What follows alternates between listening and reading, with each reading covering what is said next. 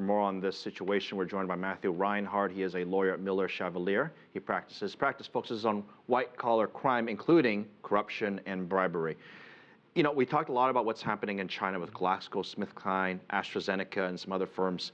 I want you to help us explain what exactly is bribery, because if you ask a lot of people this question, you might get a few different answers. You might indeed get a lot of different answers, but what I can tell you is under the U.S. law, the Foreign Corrupt Practices Act, which many of your viewers are undoubtedly familiar with, bribery is essentially a thing of value offered in exchange, corruptly offered in exchange to receive a business advantage or to obtain a business advantage. That's broadly speaking how bribery is defined under the U.S. law. This is a really stupid question, but why is that bad?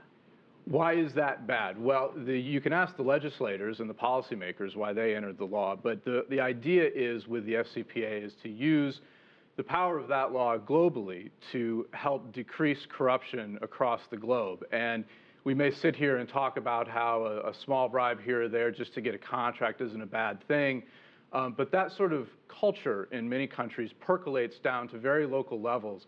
And now we're not talking about multinational corporations trying to get contracts. We're talking about local citizens who have to pay $5, $10 to get local services because there's such an ingrained culture of corruption in these countries. Fair enough, but where do you draw the line? If I take you to McDonald's for dinner for free legal advice, is that okay? Well, it's going to take more than McDonald's for free legal advice. But where you draw the line is on the intent. What's your intent in taking me there? And in fact, the U.S. Free legal advice. Yeah, well, the U.S. government, but is it a corrupt intent? Are you trying to bribe me? Are you trying to get something you otherwise wouldn't be entitled to? The reason I'm asking this is because a lot of people out there will say, not just in America, but around the world, that, hey, this is the cost of doing business in any country that you're in. Laws are loosely enforced in different parts of the world, and they say, hey, this is the way we've done business for X number of years. Who are you or you to tell us that this is right or wrong? Well, I hear you, and I think that may have been the case even more so 5, 6, 7 years ago. But I think the important thing to realize is it's not just the U.S. in the enforcement arena anymore.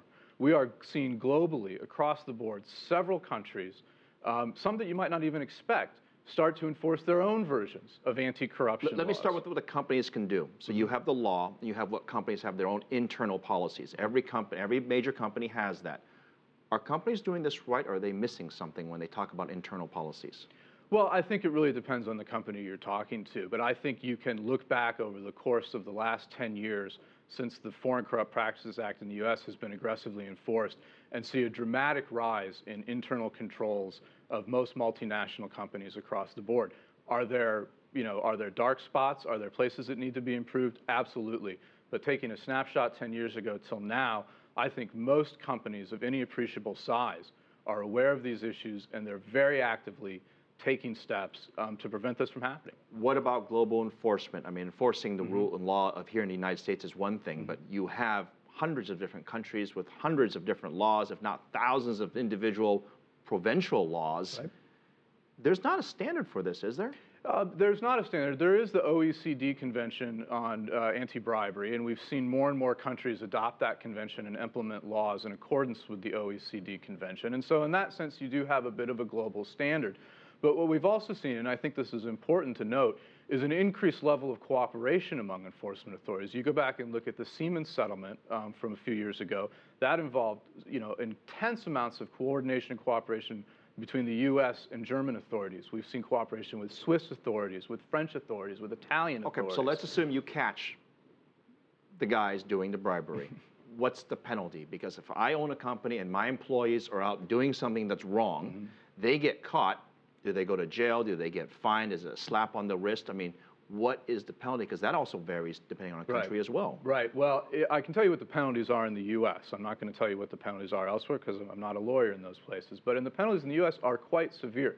For an individual, you can go to prison for up to 5 years per violation. And the U.S. enforcement authorities love to slice and dice violations. An agreement to pay you $10,000 where I'm going to make 4 payments of $2,500, 4 violations, potentially 20 years in prison.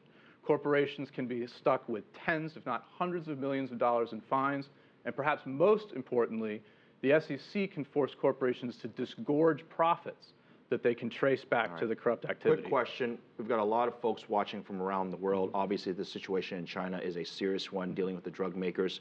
If there's one piece of advice you can give companies who are operating in this type of environment, what do you tell them?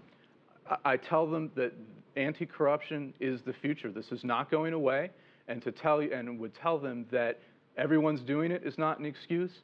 It's the culture is not an excuse. The authorities will pursue these crimes, and they will enforce these laws. Matthew Reinhard, Bill, my boss, thank you very much for your time on Biz Asia America.